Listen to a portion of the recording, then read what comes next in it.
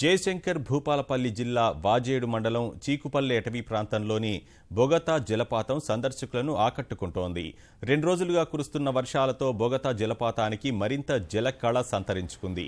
ఆదివారం సెలవు కావడంతో రాష్ట్రంలోని వివిధ ప్రాంతాల నుంచి పెద్ద సంఖ్యలో సందర్శకులు తరలివచ్చారు. బొగతా జలపాతం అందాలు వీక్షించి నీటిలో జలకాలాడారు.